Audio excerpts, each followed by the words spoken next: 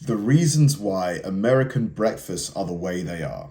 So when I think of an American breakfast, I think of a big stack of pancakes.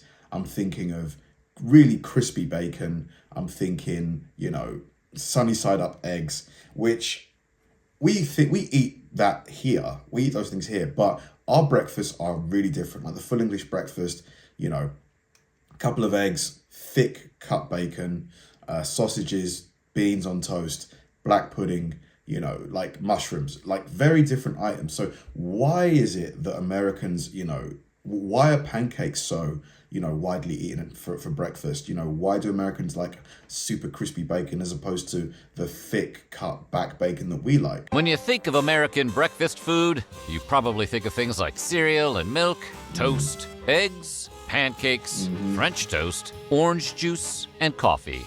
Or a McDonald's breakfast burrito. But few realize that there are actual, factual reasons Americans eat the food they do at breakfast. Today, we're going to take a look at the reasons why American breakfasts are the way they are. But before we get started, be sure to subscribe to the Weird History Food channel. After that, please leave us a comment and let us know what other corners of breakfast history you would like us to explore. Okay, wakey wakey, it's eggs and bakey. And eggs and bacon is just such a great combination. America runs on Dunkin' and Starbucks and Pete's. Also Folgers, Chock-full o' Nuts, Maxwell House, Gevalia. Long story short, America runs on coffee. Wow, outside of Starbucks and, the other brands like Folgers, Chock-full o' Nuts, never heard of them. But it wasn't always that way. Once upon a time, America's breakfast beverage of choice was actually tea, which makes sense since the U.S. started out as British colonies and, well, you know how the British are with their tea. Tea? Tea was once as central to American life as it was in Britain. Both upper and middle-class colonists drank tea, both for its purported health benefits and as a social activity. When you get together with your mates to clink saucers, that's probably what they called it, right? However, it was partly because of tea's strong association with British life that coffee wound up becoming the American breakfast drink of choice. Makes sense, because after the independence, the war for independence, you wouldn't want to drink something that's so associated with, what were the enemy, I suppose, at the time. In 1765, Britain passed the Stamp Act, imposing a series of taxes on goods. One of those goods being tea. The colonists were pretty unhappy with the act and responded with protests that included the famous Boston Tea Party. But some colonists went even further and boycotted the beverage altogether. Those brave souls turned to alternative beverages instead, like coffee. But it was really during the Civil War that coffee consumption in America increased dramatically. To improve their focus and endurance during the war, soldiers were given coffee rather than the standard rum and brandy. Because it's generally more advantageous to have your soldiers high on speed rather than drunk on well liquor. As more and more coffee was imported for the soldiers, demand for the drink expanded beyond the battlefield and into American homes. Fast forward about 150 years later, and there's a Starbucks on every corner. Kind of feels like that mermaid logo should be draped in an American flag. I mean, coffee, I get it. Based on the explanation there, I had to stop drinking coffee because it was ruining my sleep. I was just drinking too much of it. I didn't realize that apparently for caffeine to leave your system, and I know that tea has caffeine as well before anybody points it out, but apparently you shouldn't drink coffee after 11 a.m. Otherwise, the caffeine stays in your system and might mess with your sleep. I couldn't sleep. I was waking up like every couple of hours. I was only getting like 6 hours tops. Wasn't good. Humans have been eating bread for about 10,000 years, give or take a few hundred. However, the invention of toast, which is essentially just burnt bread, is credited to the Romans, who first toasted stale bread in order to preserve it. The idea was a big hit. It's hard to say no to that irresistible crunch, and toast remained a staple. People that eat avocado on toast, it's bland. Like, there's no flavor to it. Or do you like the creaminess of it? Throughout the centuries.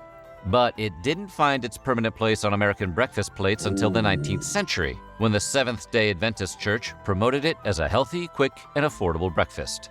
Back then, people made toast by holding it on a fork or in a frame by a fire or stove. In 1893, the Eclipse toaster was introduced as the world's first electric toaster. But while it was a huge step forward, the machine toasted only one side at a time, so you still had to manually flip the bread, which kind of makes it worthless. The whole point of a toaster is that you can watch Netflix on your phone while it does all the work for you. Come on, 1893, figure it out. Then, right around 1919, several technological advancements led to the invention of the automatic pop-up toaster. This was followed in 1928 by the invention of pre-sliced bread. It was the combination of these two inventions that made toast easily accessible nationwide. That's crazy. So they invented the toaster before they invented sliced bread. That's crazy, isn't it?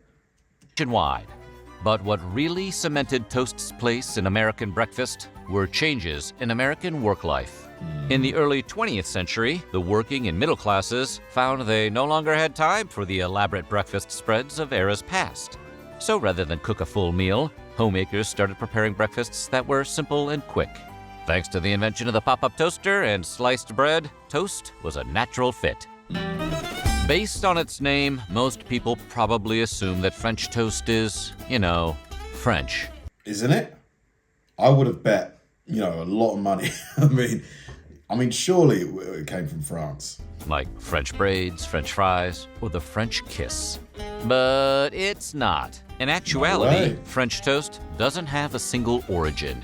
The earliest known reference to this particular breakfast staple actually comes from an ancient Roman cookbook called Apicius. That recipe, which may date all the way back to the 1st century CE, calls for the chef to remove the crust from fine white bread, slice it into rather large pieces, soak those in beaten eggs and milk, then fry the concoction in oil. Once cooked, the book recommends covering the toast with honey. The author was presumably banished from polite society for this recipe. I love French toast, but I don't put honey on mine. I just eat it straight. I just love the flavor of the egg, like the fried egg with the bread. Because what devilment would possess you to soak a hunk of bread in raw eggs? French toast tastes the same whether it's in pieces or whether it's whole. I mean, bread is bread, Various other versions of French toast continued to crop up all throughout Europe in the Middle Ages. Like regular toast, French toast was just a way to rehabilitate stale bread, and wasn't so much a luxurious dish reserved for the rich as it was a money saver for a thrifty crowd. So how did this dish come to be known as Wow, look how thick those slices are. My God. French toast? Well, no one is exactly sure. But in the US, it used to be called a lot of things, including German toast and Spanish toast. Kinda sounds like we should just call it European wet bread. Prior to the invention of cereal, Americans, for the most part, ate full, hearty breakfasts that included the same type of foods they'd eat at dinner. Speaking of cereal, I really craved cereal yesterday. So I had almost a whole box of Honey Nut Cheerios. And my stomach has been I've been so sorry guys, but I've been very gassy. Now I remember why I stopped eating cereal. I'm quite lactose intolerant, but when you really crave something, and all night I was just going constantly. I'm sorry. As time went on, however, Americans began experiencing frequent indigestion, and health experts quickly blamed breakfast as the cause. Seriously, dude, light a candle. Turns out you really shouldn't eat pizza anytime, even if it is on a bagel. These experts argued for lighter, more nutrient-rich breakfasts, and voila, cereal was invented. In the 1870s, a fellow named James Caleb Jackson introduced granula, which was twice-baked pebbles of flour, to the United States. But as appetizing as twice-baked pebbles of flour sounds, there was a minor problem. Eating granula on its own was pretty much impossible. The pebbles were hard as rocks. An emergency dental trip was just waiting to happen. Could you imagine you take one bite and you lose your tooth? As a solution, Jackson's mother, Lucretia Edgerton Jackson, suggested soaking the granula in Lucretia. milk or warm water to make it edible. A short time later, a guy named John Harvey Kellogg, whose last name you probably recognize, came up with his own version of granula. Kellogg made a minor spelling adjustment to Jackson's product name and then gifted the world with what he called granola. Kellogg's granola started to take off, along with the practice of soaking it in milk. Or warm water, if you're some kind of maniac. Today, cereal is much softer and, crucially, edible all on its own. But most people still prefer to pour milk over it. Today... Yeah, I used to eat so much cereal. But then something happened. Like it's almost like I became lactose intolerant. So weird. Like about 15 years ago, just... I can't, like, when I drink milk, it has to be like lacto-free milk. And even then, it doesn't get rid of all of the lactase. Orange juice is the classic breakfast beverage of choice for Americans when coffee and/or booze isn't available. But that wasn't always the case. The story of OJ's regular place on our breakfast tables starts in the 1920s, when biochemist Elmer McCollum kicked off America's obsession with vitamins by touting their healing properties. Corporate America then picked up the ball and ran with it, particularly Sunkist, who began marketing daily doses of its canned orange juice as containing all the vitamins and nutrients a person needs. McCollum then switched gears and introduced America to acidosis, which he claimed was a buildup of acid in the bloodstream that could cause fatigue. To prevent this condition, McCollum suggested people eat lettuce and citrus fruits, which are full of acid. The people in Sunkist's marketing department, who apparently just bought everything McCollum said, quickly latched on to the acidosis scare to promote its orange juice even more heavily than it did before. But it wasn't until after World War II that the drink's popularity at the breakfast table really picked up. During the war, the government needed a way to provide soldiers with vitamin C. So they charged all of their scientists with developing an orange juice that was superior to the canned variety commonly available at the time. I wonder when Tropicana, because they're sort of the big brand, I would say, when it comes to orange juice, I wonder when they came along. It's unclear how they did this. Maybe they made the orange juice lift weights. Those scientists succeeded in their task, developing the product we now know as frozen concentrated orange juice. The problem was, they did it 3 years after the war had ended. Luckily, corporate America was only too happy to pick up their research. And by the 1950s, mass-produced fresh frozen orange juice was a staple in American pantries. Quench your thirst with health. Quench your... Fresh frozen? I mean, aren't those two kind of counterintuitive? Can you have something fresh and frozen? thirst with wonderful fresh frozen orange juice from Florida, the state of health. Orange juice has solidified its reputation as an affordable, healthy breakfast beverage, although its supposed health benefits are dubious at best. Yeah, full of sugar. I love orange juice, but tons of sugar in there. I know, it feels like everything that's tasty has a bunch of like sugar or bad stuff in there, but yeah, orange juice does have quite a lot of sugar in there. Bagels. Bagels, in their simplest form, round rolls with a hole in the center, have been traced all the way back to ancient Egypt. No way. But the bagel as we know it, a perfect delivery system for fried eggs and cream cheese, can be traced to 14th century Poland. German immigrants who were moving into the region at the time brought with them one of mankind's greatest inventions, the pretzel. Over time, those pretzels morphed into one of mankind's other greatest inventions, the modern bagel. Then, when Jadwiga of Poland, the first female monarch of the Kingdom of Poland, chose to eat bagels during Lent, they began to gain popularity among the nobility. As Germans were migrating to Poland, Jewish immigrants were too. At the time, Christians banned Jewish people from making bread in many regions because of the food's connection to the rite of communion. But Poland became the first to allow Jewish people to bake and sell bread, including bagels. And it was late 19th century Jewish immigrants who first brought bagels to America. Despite the popularity of bagels today, they... Wow, this one looks interesting. Almost like a donut. Looks like it's got like a honey glaze or something to it. were not a big hit in America at first. That would change in the 1970s when bagels exploded in popularity across the broader U.S. after Lender's began marketing frozen bagels. Now my new Lender's bakery-style bagels stay chewy and delicious for days and days. I do love a bagel. Oh my God, with egg mayonnaise and some bacon on there. Oh, and Wow. some cheese. We're on the topic of round breakfast baked goods that have a hole in the middle. Let's talk donuts. They're kind of the same as bagels. The modern donut, as we know it, is widely believed to have originated in the 18th century, when Dutch immigrants brought them to New York. I thought they would have came about the same time as bagels, just like a sweet alternative to a bagel. Back then, they were called olykoeks, or oily cakes, which sounds more like a used hamburger bun than a delicious breakfast treat.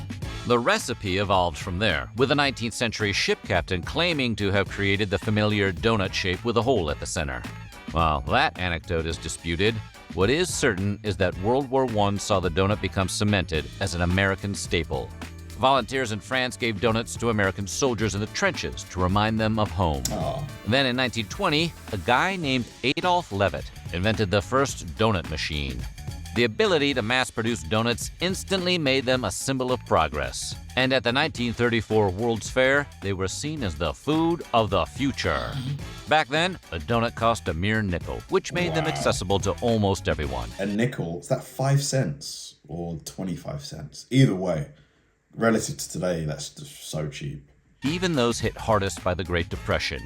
And by the 1950s, Krispy Kreme stores were in 12 states, and donuts were considered the quintessential American breakfast food. Krispy Kremes are the best donuts, in my opinion. They are so good, but here they're so expensive. An original glazed Krispy Kreme donut here is like £3, like $3.50 or 60, which to me is crazy for one donut. But while all this seems straightforward enough, the origins of donuts are actually contested. Fossilized versions have been found in Native American settlements, throwing this widely accepted narrative into question, and also making us wonder why no natural history museum has donut skeletons on display. In 1901, Force cereal changed the world forever by showing up on supermarket shelves with a mascot on the box: Sunny Jim. It's hard to believe now, but this was a pretty big anomaly for the time. People were not used to Captain Crunch or the Honey Smacks frog. Sunny Jim was so wildly successful that other cereal brands took notice and began to develop their own mascots. Beginning in the 1930s, cereal mascots like Snap, Crackle, and Pop, Tony the Tiger, Captain Crunch, and Toucan Sam were introduced and proved to be just as successful as Sunny Jim. Arguably more so. Which one of you has actually heard of Sunny Jim? Nope. Then in the 60s, the cereal mascot's star power received a major boost from the introduction of color TVs in homes throughout the country. Cereal companies used their compelling characters, complete with elaborate backstories and complex plots, to market their cereal to kids. It was an extremely successful tactic, with one minor problem. The cereals marketed with cute cartoon mascots were, and still are, Very usually sweet. full of sugar. Yeah, mate, colour TV coming in must have been a game changer. Imagine seeing like no colour on TV and then bang, colour. Be like, wow. Super Sugar Crisp is coated with super sugar to make it taste so sweet. Throughout the 1990s and early 2000s, public health organizations urged companies to scale back their aggressive targeting of youngsters. The Children's Television Act of 1990 limited the number of advertisements in kids' programming. And in 2006, several major companies pledged to use their characters to market healthier options.